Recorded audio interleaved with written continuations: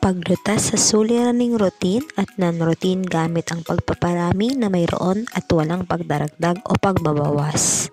Sa nakaraang taon ay natutuhan mo na ang paglutas ng suliranin na may kinalaman sa pagpaparami o multiplication, kasama na rin ang pagdaragdag at pagbabawas gamit ang iba pang pamaraan ng paglutas ng isang suliranin, kasama na ang pera.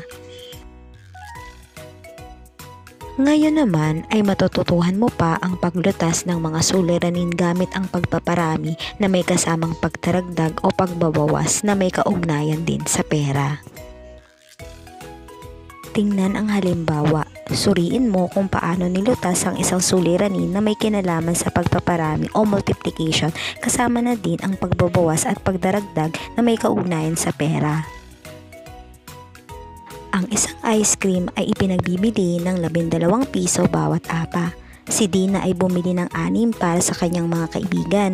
Magkano kaya ang sukli ni Dina matapos ibigay ang 100 piso sa tindera?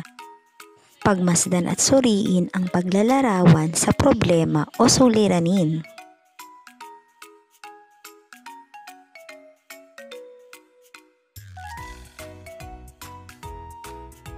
Kunin ang kabuuang halaga ng biniling ice cream.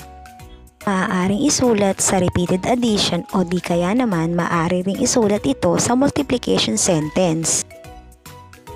Ibawas ang kabuuang halaga ng biniling ice cream sa 100 piso. Kaya naman ang sagot ay si Dina ay may sukling 28 piso sa kanyang 100 piso. Gamit ang pamamaraang Polya's 4-step process, tingnan kung paano nilutas ang suliranin. Kung ang bawat bata sa ikatlong baitang ay may baon na 18 piso, magkano ang kabuang baon ng 3 lalaki at 4 na babae na nasa unang hanay ng mga upuan? Unang pamamaraan ay unawain ang sitwasyon or understand the problem. Ano ang tinatanong sa suliranin? Tama, ang kabuang baon ng 3 lalaki at 4 na babae. Ano-ano ang mga datos na inilahad? Magaling, bawat bata ay may baon na 18 piso, 3 lalaki, 4 na babae. Ikalawang pamamaraan, mag-isip ng plano or devise a plan. Ano ang operasyon na gagamitin? Mahusay, multiplication o pagpaparami at addition o pagdaragdag. Ano naman ang pamilang na pangungusap? Magaling, 3 times 18 plus 4 times 18 equals n. Sa ikatlong pamamaraan, isa katuparan ng plano or solution. Kaya naman ang tamang sagot o ang kabuang baon ay 126 pesos. Sagutan ang suliraning ito. Si Orly ay bumili ng 6 na pinya na 26 pesos ang bawat isa. Magkano ang sukli niya kung ang ibinigay niya sa tindera ay 200 pesos? Isulat mo sa papel ang iyong sagot.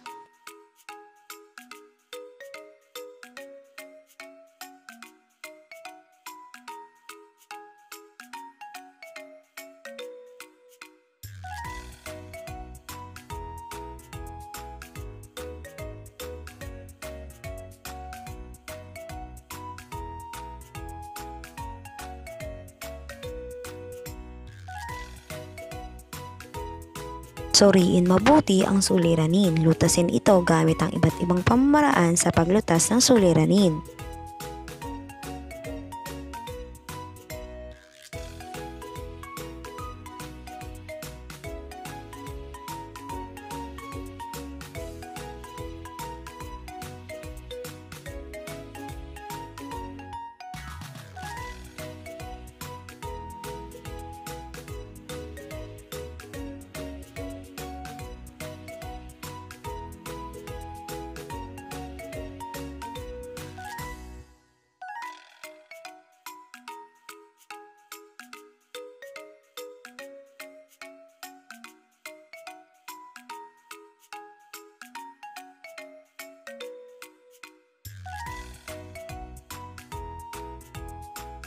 Sa huling gawain, basahin at suriing mabuti ang suliranin ni Myla.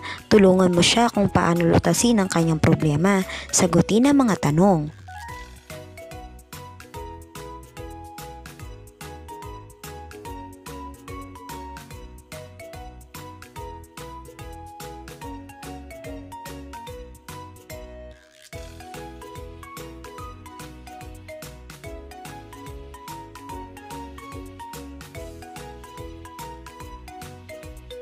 Natutunan niyong lutasin ang suliranin gamit ang Polya's 4-step process.